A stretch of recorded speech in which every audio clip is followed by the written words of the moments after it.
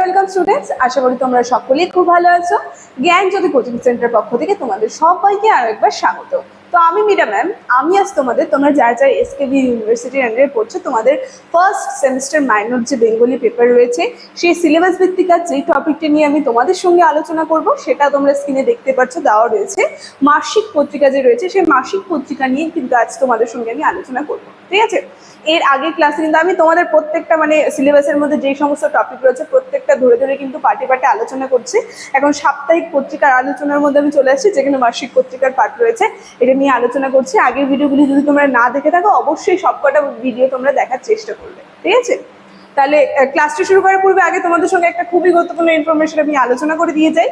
তোমরা যারা যারা ভাবছো আমাদের সঙ্গে এই সেমিস্টার অনলাইন ক্লাসে আমাদের সঙ্গে যোগাযোগ করবে, তাদেরকে বলে দিই আমাদের সঙ্গে যোগাযোগ করতে হলে দেখো দুটি নাম্বার দেওয়া আছে নিচে। এই নাম্বার দুটি হচ্ছে আমাদের জ্ঞানজ্যোতি কোচিং সেন্টারে অফিসিয়াল হেল্পলাইন নাম্বার। যে কোনো একটি নাম্বারে কল করে কিন্তু তোমরা আমাদের সঙ্গে যুক্ত হয়ে যেতে পারবে। তার সঙ্গে এই সেমিস্টারে তোমাদের কোর্স ফি কি আছে সেটাও আমি বলে দিচ্ছি। এসকেবির আন্ডারে যারা যারা রয়েছে তোমাদের ফার্স্ট সেমের কোর্স ফি রাখা হয়েছে 599, ঠিক আছে। তো যারা যারা ভাবছো আমাদের সঙ্গে যোগাযোগ করবে, যে কোনো একটি নাম্বারের মধ্যে কল করে আমাদের সঙ্গে কিন্তু তোমরা যোগাযোগ করে নিতে পারবে, ঠিক আছে। তাহলে ক্লাসের আলোচনা আমি চলে যাচ্ছি। মাসিক পত্রিকা, দেখো প্রথমে বলেছি আজকের আমার আলোচনার বিষয় হচ্ছে মাসিক পত্রিকা সম্পর্কে। কি বলছে আমরা দেখব, এই যে মাসিক পত্রিকা এ হলো নির্দিষ্ট সময় পর প্রকাশিত হওয়া একটি সাময়িকী। আমরা দেখতে পাচ্ছি সেই তৎকালীন সময় একটা নির্দিষ্ট সময়ের পর পর কিন্তু এই পত্রিকাটি প্রকাশিত হয়েছিল। কি বলছে, যা সাধারণ মানসিকভাবে প্রকাশিত হয় এবং বিভিন্ন বিষয়ে বিস্তারিত গভীর বিশ্লেষণ প্রদান করে। একটা নির্দিষ্ট সময়ের মধ্যে এটা প্রকাশিত হয়েছিল, আর গভীর গভীর বিষয়গুলো কিন্তু এর মধ্যে আর কি প্রকাশ করা হয়েছিল। কি বলছে, এই পত্রিকাগুলো সাহিত্য কি কি বিষয় নিয়ে আলোচনা করে সেটা বলছি। কি কি বিষয় নিয়ে আর কি এই পত্রিকাগুলো লেখা হয়েছিল। সাহিত্য ছিল, সংস্কৃতি, তার সঙ্গে বিজ্ঞান, তার সঙ্গে অর্থনীতি, বিনোদ, ভ্রমণ, তার সঙ্গে সমসাময়িক যে ঘটনাবলী সহ বিভিন্ন বিষয় আমরা দেখব, নানা ধরনের বিষয়বস্তু নিয়ে কিন্তু এই পত্রিকার মধ্যে আলোচনা করা হয়ে থাকতো। দেখো কি বলছে, আধুনিক যুগে প্রযুক্তিগত অগ্রগতির ফলে মাসিক পত্রিকাগুলো ডিজিটাল মাধ্যমে প্রকাশিত হতো। আমরা দেখবো এই যে মাসিক পত্রিকাগুলো, এগুলো কি হচ্ছে, আধুনিক যুগে একটা প্রযুক্তিগত যে অগ্রগতি হচ্ছে, যার কারণে এটা কিন্তু একটা ডিজিটাল আর কি পত্রিকা হিসেবে প্রকাশিত হচ্ছে। দেখো পরপর যে রয়েছে আমি পয়েন্ট নিয়ে নিয়ে আলোচনা করছি মাসিক পত্রিকার যে বিভিন্ন বৈশিষ্ট্য রয়েছে সেগুলো নিয়ে, ঠিক আছে। দেখো প্রথম পয়েন্টে চলে যায় সাহিত্য চর্চার ক্ষেত্র। এখানে আমরা দেখবো এই যে মাসিক পত্রিকা এর মধ্যে সাহিত্যের কি কি বিষয় নিয়ে চর্চা হতো। কি বলছে, যেমন কবিতা, প্রবন্ধ, গল্প, উপন্যাসের ধারাবাহিক প্রকাশে মাসিক পত্রিকা ছিল মুখ্য মাধ্যম। আমরা দেখবো বিভিন্ন যে সাহিত্যের বিষয়গুলো রয়েছে এটা কিন্তু মুখ্য মাধ্যম ছিল এই মাসিক পত্রিকার ক্ষেত্রে, ঠিক আছে। দেখো পরের পয়েন্টে কি বলছে, সামাজিক ও রাজনৈতিক আলোচনা।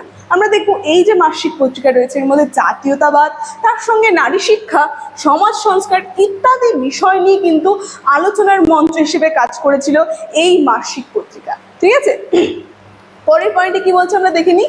দেখো পরের পয়েন্টে বলছে নতুন প্রতিভার পরিচয়। আমরা দেখতে পারবো এই যে মাসিক পত্রিকা রয়েছে, যেটা রবীন্দ্রনাথ ঠাকুরের থেকে শুরু করে প্রথম প্রমোদ চৌধুরীর, জীবনানন্দ দাশ প্রমুখ সাহিত্যের প্রথমে মাসিক পত্রিকার মাধ্যমে পাঠকের কাছে কিন্তু পৌঁছায়। এই যে রবীন্দ্রনাথ ঠাকুর যে লিখেছিলেন তার সময় থেকে শুরু করে তার সঙ্গে প্রমোদ চৌধুরী যে রয়েছে, জীবনানন্দ দাশ রয়েছে, তাদের বিভিন্ন লেখাগুলো কিন্তু সাধারণ মানুষের কাছে পৌঁছে দিতে কিন্তু সাহায্য করেছিল মাসিক পত্রিকা। দেখো পরের পয়েন্টে কি বলছে, বাংলা গদ্যের বিকাশ। প্রবন্ধ সমালোচনা, প্রবন্ধ ধর্মী নিবন্ধের মাধ্যমে বাংলা গদ্য শৈলী পরিণতি কিন্তু লাভ করেছিল, ঠিক আছে। এই মাসিক পত্রিকা কেন্দ্র করে আমরা দেখবো বিভিন্ন প্রবন্ধ সমালোচনা এর মাধ্যমে কিন্তু বাংলা গদ্য সাহিত্যের বিকাশ কিন্তু ঘটতে শুরু করেছিল, ঠিক আছে। দেখ এর পাশাপাশি আমরা দেখিনি কয়েকটা উল্লেখযোগ্য মাসিক পত্রিকার নাম, যেটা খুবই গুরুত্বপূর্ণ। দেখো প্রথমে রয়েছে ভারতী, ঠিক আছে। সালগুলো দেখো সাইডে দেওয়া রয়েছে, আমি আর বলছি না। রবীন্দ্রনাথ ঠাকুর, দ্বিজেন্দ্রলাল রায়, তার সঙ্গে প্রমোদ চৌধুরী প্রমুখ লেখক কিন্তু এখানে লিখতেন। যে যে লেখকগুলো লিখতেন তাদের নামও কিন্তু বলে দেওয়া হয়েছে ভারতীয় পত্রিকার মধ্যে, তারা কিন্তু লিখতেন এই সম্পর্কে। তারপর চলে যাচ্ছে পরে মাসিক পত্রিকাটির নাম হচ্ছে সবুজপত্র, যেটা 1914 সালে লেখা হয়েছিল, প্রকাশিত হয়েছিল, যেখানে রবীন্দ্র উত্তর প্রজন্মের সাহিত্যবাহক, যেখানে কল্লোল যুগের পূর্বাভাস পাওয়া যায় আমরা দেখতে পারবো এই পত্রিকার মধ্যে। পরে কি বলছে, প্রবাসী। পরের পত্রিকাটি হচ্ছে প্রবাসী পত্রিকা।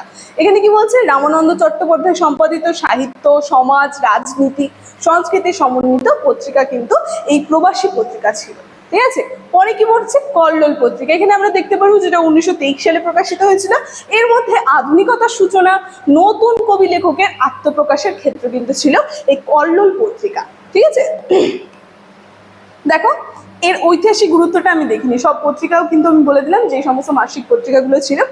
এখন এর ঐতিহাসিক গুরুত্ব কি ছিল সেটা আমরা একটু দেখে নিই এক নজরে। কি বলছে ঐতিহাসিক গুরুত্ব, যেখানে বাংলাদেশের মুদ্রণ শিল্পের প্রসারের সাথে সাথে মাসিক পত্রিকার প্রচলন কিন্তু বাড়তে থাকে। আর আমরা দেখতে পারবো 1818 সালে প্রকাশিত দিগদর্শন ছিল একটি গুরুত্বপূর্ণ কিন্তু মাসিক পত্রিকা। মানে সে তৎকালীন সময় এই যে দিগদর্শন পত্রিকা ছিল, এটা কিন্তু একটা গুরুত্বপূর্ণ মাসিক পত্রিকা কিন্তু ছিল সে তৎকালীন সময়ের মধ্যে আমরা দেখতে পারবো। ঠিক আছে, তো এই যে মাসিক পত্রিকা ছিল এই সম্পর্কে ক্লাসটি আজকে আমার আলোচনা এতটুকু ছিল। এই ইনফরমেশন এই ক্লাসের শুরুতে আমি আলোচনা করে দিয়েছি। আজকের ভিডিওর আলোচনা এখানেই থাকছে। ভিডিওটি শুরু থেকে শেষ অবধি দেখার জন্য থ্যাংক ইউ।